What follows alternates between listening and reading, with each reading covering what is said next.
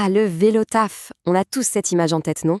Glisser à travers la ville, arriver au bureau frais et dispo. Sauf que la réalité, c'est souvent un sacré casse-tête pour choisir le bon équipement.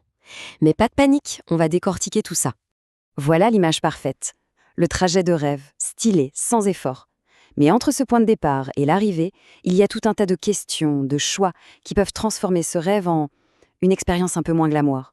Et c'est là que l'équipement entre en jeu. Et ce n'est pas juste une impression, hein. Tenez, ce chiffre parle de lui-même. 68%. D'après une étude cyclable de 2023, c'est la part des vélotaffeurs qui changent d'équipement dans les tout premiers mois. Ça montre bien qu'au début, on tâtonne pas mal. L'idée ici, c'est justement de faire gagner du temps et de l'argent. Allez, on attaque direct avec le premier gros morceau, la première épreuve, le transport. Comment on fait pour emporter ses affaires sans sacrifier son confort et sans ruiner son allure pro une fois arrivé à destination? Et là, c'est le grand débat, l'éternelle question. Le duel, sac à dos contre sacoche. C'est un choix qui a un impact sur tout, de la transpiration dans le dos à la stabilité du vélo. Alors, qui gagne? D'abord, le sac à dos. C'est un peu la solution de facilité, on va pas se mentir. Presque tout le monde en a un, c'est super flexible, on l'emporte partout, ça marche avec n'importe quel vélo. Son prix est souvent très accessible. Mais on connaît tous le gros point noir, arriver au bureau avec le dos complètement trempé. Disons que ce n'est pas le top avant la réunion de 9 heures. Et face à lui, son challenger, la sacoche. Et là, l'argument massu, c'est le confort. Fini le dos en sueur. En plus, on peut y mettre bien plus de choses, le centre de gravité plus bas rend le vélo plus stable et la chemise arrive impeccable. Bon, le petit bémol, c'est qu'il faut un porte-bagages et il y a ce petit geste à prendre pour l'accrocher et la décrocher à chaque fois.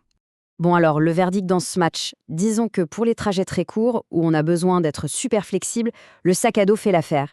Mais pour un vélo taf régulier, pour des trajets un peu plus longs, il n'y a pas photo, la sacoche l'emporte haut la main sur le confort, la capacité et la stabilité. Et ça, ce n'est pas que de la théorie. Ce témoignage d'un utilisateur le dit très bien. C'est une vraie petite révolution dans le confort de tous les jours. Ok, on a réglé le problème du transport. Maintenant, on passe au deuxième gros défi, celui qui fait un peu froid dans le dos, la sécurité. Comment protéger sa monture contre le vol? C'est un peu l'ennemi public numéro 1 du vélo-taffeur. Et la menace est bien réelle. 400 000, c'est juste énorme. C'est le nombre de vélos qui ont été volés en France en 2022. Un chiffre qui donne le vertige et qui rend la question de l'antivol non pas importante, mais absolument vitale. Face à ce fléau, il y a en gros deux grandes écoles qui s'affrontent. D'un côté, la forteresse purement mécanique, la force brute du bon vieux cadenas en U. Et de l'autre, la sentinelle high-tech, l'intelligence d'un antivol connecté. Le cadenas en U, c'est le grand classique, la valeur sûre. C'est du costaud, c'est fiable, ça n'a pas de batterie, pas de prise de tête. La tranquillité mécanique, quoi. Le revers de la médaille, c'est son poids. Et si un voleur arrive à en venir à bout, eh bien, le vélo s'envole sans laisser d'adresse. L'antivol connecté, lui, c'est une autre approche. Il joue la carte de la surveillance active. Il envoie une alerte sur le smartphone, il peut sonner très fort pour faire fuir le voleur, et surtout, il permet de géolocaliser le vélo. Le X, c'est qu'il faut penser à le recharger, et parfois, il y a un abonnement à payer. Du coup, quelle est la meilleure stratégie? En fait, la solution idéale, c'est le champion hybride. On prend la résistance physique d'un très bon antivol en U, et on y ajoute la technologie, avec un petit traceur discret, type AirTag, ou GPS, qu'on cache sur le vélo. Là, on a vraiment le meilleur des deux mondes. Bon, les affaires sont transportées, le vélo est sécurisé, mais il reste d'autres adversaires à affronter au quotidien, les forces de la nature. Je parle bien sûr de la pluie et de l'obscurité. Oui, parce que le vélo taf, ce n'est malheureusement pas que les jours de grand ciel bleu. Et pour que ça reste un plaisir, même sous une pluie de novembre, il faut être bien équipé. C'est non négociable. L'enjeu est double, rester au sec et être vu. Pour se protéger de la pluie, il y a encore deux écoles. D'un côté, la cape de pluie, c'est la solution flash. On la sort en 15 secondes, elle couvre tout, même le sac. Par contre, ça respire mal, on peut vite se retrouver dans un effet sauna.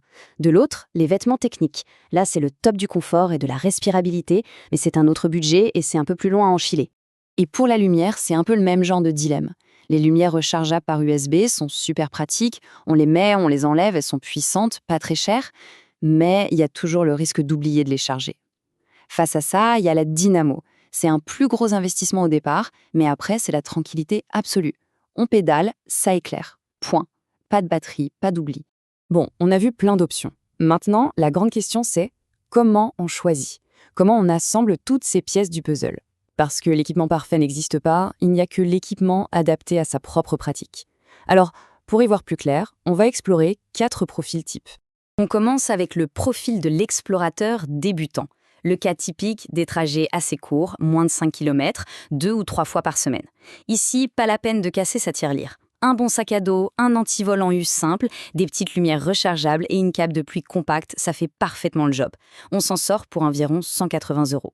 Ensuite, on a le régulier pragmatique. Là, le vélo, c'est le transport principal quasiment tous les jours, pour des distances entre 5 et 12 km. Du coup, on investit un peu plus dans le confort et la sécurité. On passe à la sacoche, on prend le combo anti-vol U plus traceur, des lumières plus puissantes et une vraie veste technique. Le budget tourne autour de 370 €. On monte encore d'un cran avec le passionné optimisé. On parle ici de longues distances tous les jours, plus de 12 km, et ce qu'il pleuve, qu'il vente ou qu'il neige. Chaque détail est optimisé pour la performance et la fiabilité. On passe à l'éclairage dynamo, à la tenue technique complète et à une sécurité renforcée. Forcément, le budget est plus conséquent. On peut facilement dépasser les 600 €. Et pour finir, le profil du minimaliste urbain. C'est pour un usage plus occasionnel, peut-être en complément des transports en commun. Ici, la priorité, c'est la légèreté et le côté compact. Un petit sac à dos, un antivol pliant qui prend moins de place, des lumières LED basiques et un poncho. On va à l'essentiel pour un budget qui reste sous la barre des 150 €. Voilà, on a fait le tour, on voit bien que le meilleur équipement, ce n'est pas forcément le plus cher ou le plus technique, c'est celui qui est parfaitement adapté à son propre usage, à ses priorités, à son budget. Au final, la vraie question, ce n'est pas tant de savoir quel est le meilleur antivol ou la meilleure veste de pluie, mais plutôt de se demander quelle aventure ce trajet quotidien va-t-il devenir ?